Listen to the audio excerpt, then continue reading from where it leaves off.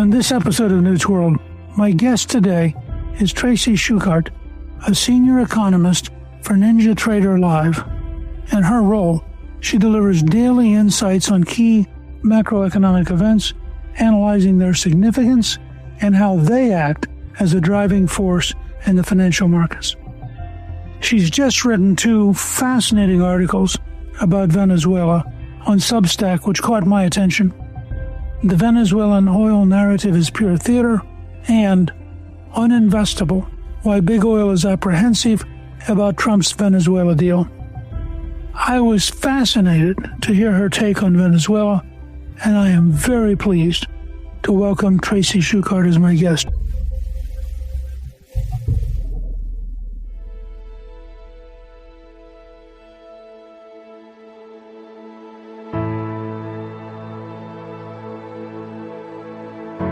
Tracy, welcome, and thank you for joining me on Newt's World.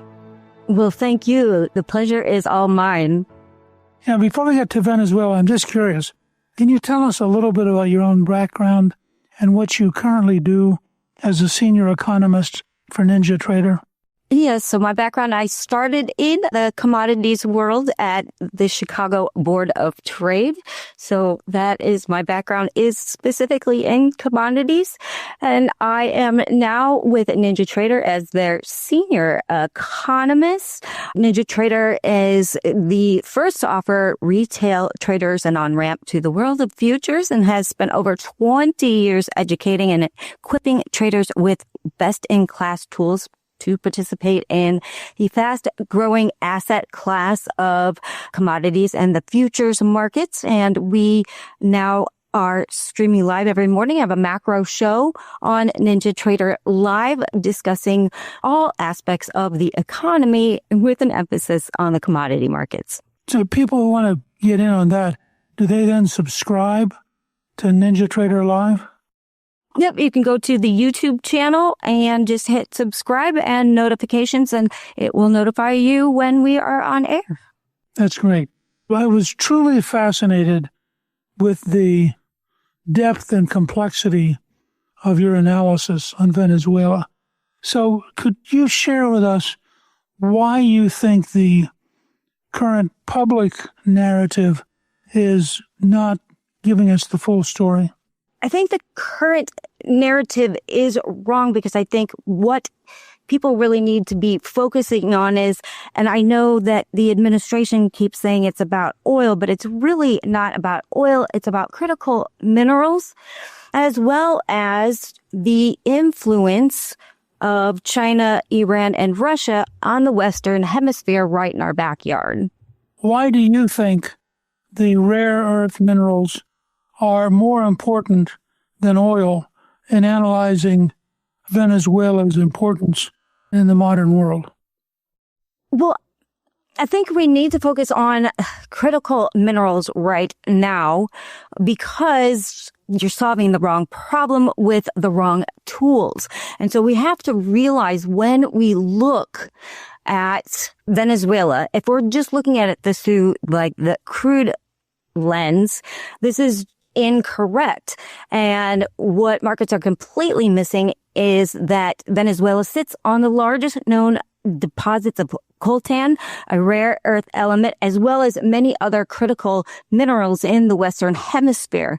The Orinoco mining arc contains exactly the kind of materials the Pentagon needs to break dependency on China, which currently controls 60 to 95% of global processing capacity for these critical minerals. And the U.S. is 100% import reliant for 12 critical minerals and over 50% reliant on 28 to 50 of the minerals deemed essential to national security. And these materials can go to Tomahawk cruise missiles, laser guidance systems, fighter jets, radar systems. And we know that the Pentagon has already allocated $7.5 billion under the One Big Beautiful Bill Act specifically for critical mineral stockpiling because this is essential vulnerability. And China has been operating buyer's directly at Venezuelan mines and moving these minerals through the Amazon, through Colombia ports to China for processing. And once they cross into Colombia and blend with other sources, the origin becomes untraceable, and this creates compliance exposure for United States defense contractors unknowingly using Venezuelan minerals that were processed in China, because we've had sanctions on Venezuela. And the whole key to the supply chain situation right now is for the U.S. to move away from China completely, who not only mines for these across the globe, specifically not only in their own country, but also in Africa and in South America, right in our backyard. So they control the mining, and then they're brought back to China for processing, so they control the processing. The Western world needs to break free of China and being completely reliant on China, and we have seen this. We just saw this year where they put export controls on magnets that everybody needs. And so this is extremely important for national security. So in that sense, there's a much deeper, more immediate threat than just oil. When we look at the oil industry, you have to realize that Venezuela's been in decades of decline as far as their infrastructure is concerned. They went from a 3.5 million barrel a day producer to about 880,000 barrels per day was the last figure just a couple of weeks ago. Their infrastructure projects have been completely disregarded, and it is going to cost $100 to $200 billion to go into Venezuela. That's lowballing it, to fix the infrastructure and get them back up to where they were before Chavez. So this is a huge project. We've already seen oil companies have said that they're not interested. We had ExxonMobil, the world's largest player in the global markets, saying Venezuela is uninvestable right now.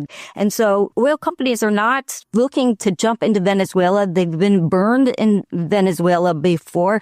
Chevron, they're still owed $12 billion that they've never seen. Halliburton had to leave in 2019 because we had sanctions on that country. And so all of the big players in the oil industry have been burned too many times in that country. They're not looking to go back there anytime soon, particularly when you have them operating in Guyana, which is a much friendlier, stable country, and doing very well there. And so it really isn't about oil because they don't produce that much. It really is about more of the geopolitical issues and about the national security issues of the critical minerals. From that standpoint, why do you think the American explanation has been so oil-centric? I think that it is an easy narrative to sell to the public. Everybody understands the oil story, right? It makes sense to them. And so I think that's an easier issue that people can digest that narrative because they've heard it before. I've heard a lot of people equate this to Iraq, which is completely a different story than Iraq, but that was the narrative back then. And so again, I think it's just an easy sell to the public, and I think it's something they understand. I don't think people really grasp what it is about critical mineral supply, how important it is to really move these supply chains away from kind of an adversary, that being China, and why it is so important to not only industrial processes within the United States, but to our military.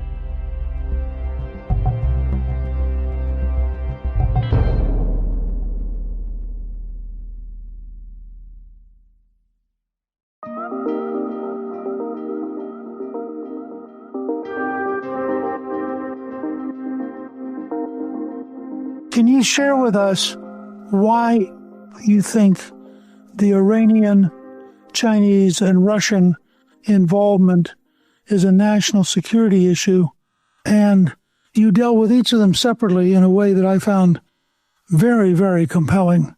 But could you sort of share with us, because it's a totally different narrative, when you think about how much Russia, China, and Iran are involved in trying to work with Venezuela against the United States.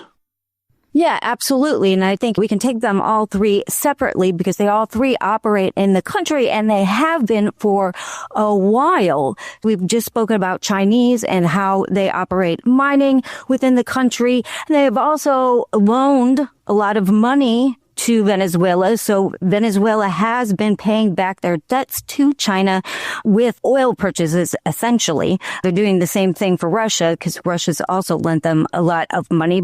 So we have China in there with their mining.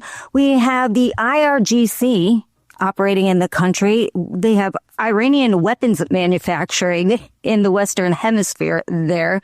We had Marco Rubio confirmed in December of 2025 what intelligence services had documented for years that the IRGC maintains an anchor presence in Venezuela with Hezbollah operating alongside. And this is in our backyard. This is operational infrastructure. We have documented Iranian weapons transfers to Venezuela since 2020, and they operate within a 200-kilometer operational range, significant enough to hit Florida if they wanted. So this is, again, in our backyard, and these are confirmed weapon systems within the country. And this is very, very concerning for the United States. We know also that there's existence of Iranian drone manufacturing facilities 1,200 miles away from Miami. This is kind of a scary position for the United States to be in, being that we consider Iran to be a hostile nation to the United States. And then on top of that, we have Russian military advisory missions and systems there. We know that there's over 120 Russian troops operating in Venezuela right now, leading what Ukrainian intelligence identifies as the Equator Task Force. And this is not a symbolic presence. We also know that Wagner Group also operates within the country.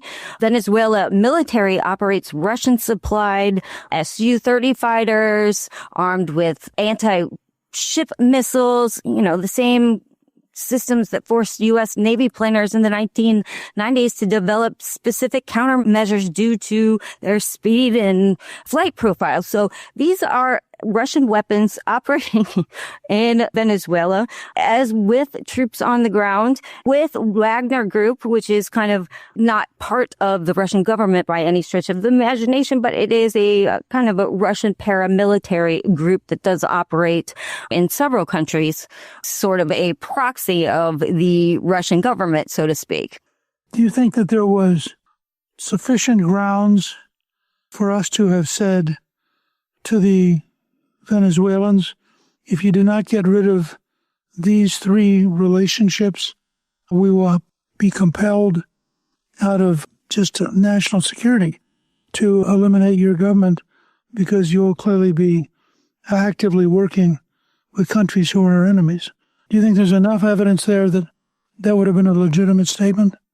Yeah, absolutely. I mean, and these are operations that the Pentagon has been watching for a while. And, certainly this has been in the news too. If you've ever, been able to kind of piece this all together. And I think we hit a point where things were getting likely a little too close for comfort. Obviously, I don't have access to classified information from the Pentagon, but I would assume that these threats sort of hit that threshold where we needed to act.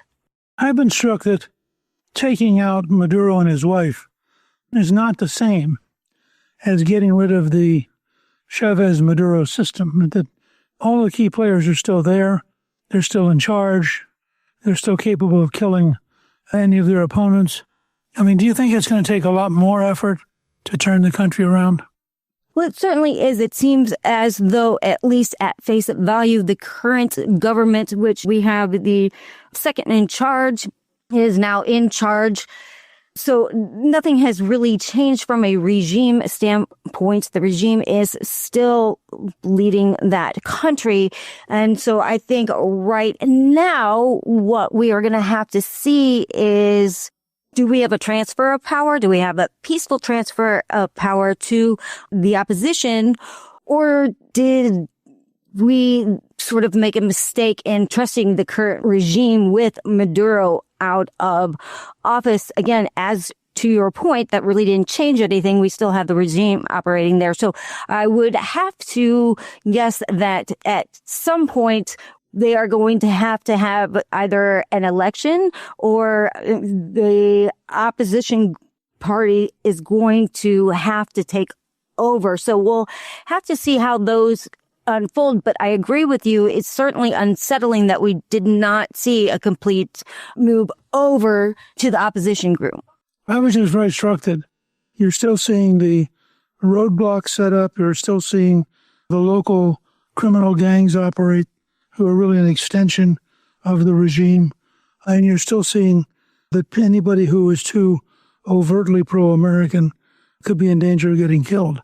That didn't sound to me very much like we'd won a decisive victory. Yeah, I would say that is not a decisive victory. And I think part of the reason is because this oil narrative that's out there, we got the oil, okay, it's done.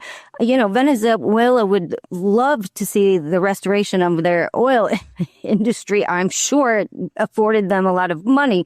I don't think this is over by any stretch of the imagination, just because it really hasn't changed the internals of what is going on in that country. And so I would say that there is a very large possibility that we see more operations in that country, whether we overtly hear about them or not. We do have a history of paying coups in other countries to sort of do our work for us occasionally. I would not be surprised if, there are things going on strategically below the surface that we probably are not privy to at this juncture. I think part of Secretary Marco Rubio's goal as a Miami politician whose parents came from Cuba is to find leverage to ultimately break the Cuban communist dictatorship and return Cuba to being an open country with easy trading and with some kind of legitimate government. And I think Venezuela, to some extent, plays into that part of Rubio's thinking. Oh, I 100% agree with that. He has been a very long proponent against the Maduro regime, against the regime in Cuba. We know that this has been a lifelong passion project of his, so I guarantee he will do whatever he can to seek regime change in those countries. It just strikes me that this is either a passing noise or it's a moment of extraordinary change, and we don't know yet. That is correct. Well, to be determined, but again, there are people working in the government, as you mentioned, Marco Rubio specifically, who has been a strong proponent of this and who has worked tirelessly to see a regime change. So I don't think that this issue is left for dead by any stretch of the imagination just because we said we had the oil, because it's not really about oil.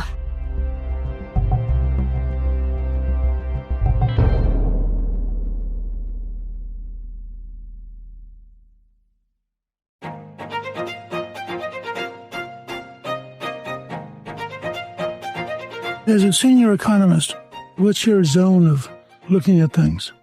Globally, but again, with kind of an emphasis on the commodities side and how that intersects with geopolitics. So supply chains, things of that nature that are important, particularly for the United States. As you look at the last year, is the total effect of what President Trump's trying to do, does that encourage you or discourage you? I think that it's encouraging to see that we are moving supply chains away from China. As you know, that really started during 2020 when COVID hit, when we realized that we were importing way too much from China. And so we have been moving supply chains away from China, particularly more in the manufacturing sector instead of the mining sector, however. So what I am pleased about, what this administration is trying to do, is trying to bring mining back to North America, and that includes Canada and Mexico, and also has been supporting companies that are supplying critical minerals for us. As you know, the U.S. gave a lot of money to Lithium Americas and MP in order to make our supply chains here and our processing, our production, our mining industry stronger in North America. We've had the Pentagon also has given away like $423 billion to many companies in the mining sector in both Canada and the United States. And so I am pleased to see that this happens, that our mining industry is supported here.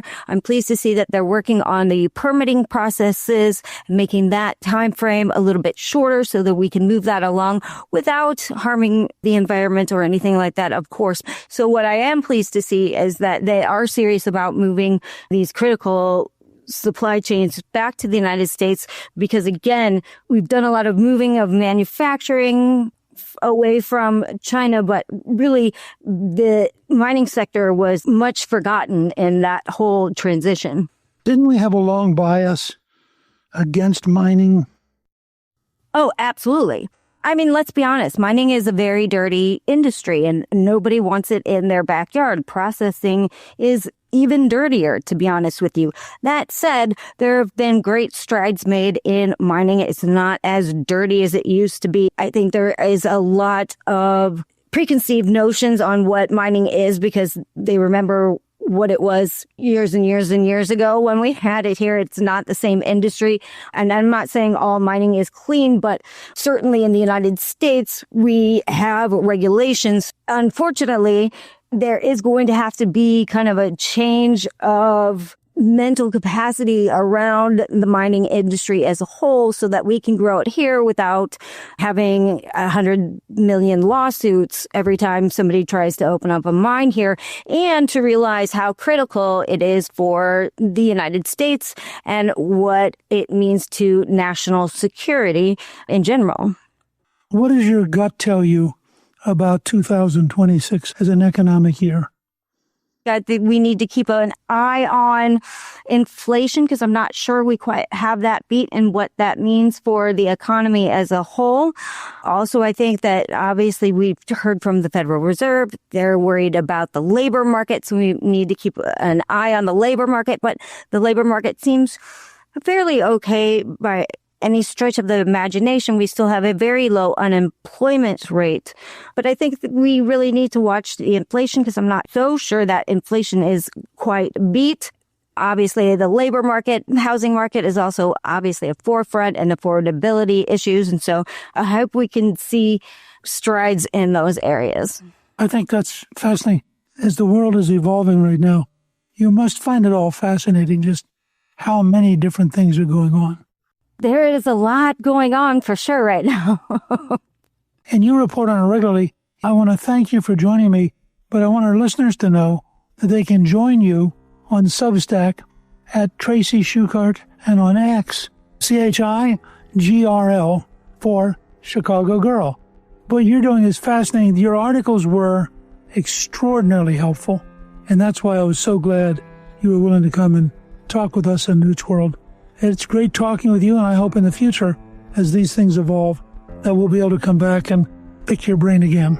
Absolutely. The pleasure again is all mine, and I look forward to the opportunity to speak with you again. Thank you to my guest, Tracy Shuchart. Newt's World is produced by Gingrich 360 and iHeartMedia. Our executive producer is Garnsey Sloan. Our researcher is Rachel Peterson. The artwork for the show was created by Steve Penley. Special thanks to the team at Gingrich 360. If you've been enjoying Newt's World, I hope you'll go to Apple Podcasts and both rate us with 5 stars and give us a review so others can learn what it's all about. Join me on Substack at Gingrich360.net. I'm Newt Gingrich. This is Newt's World.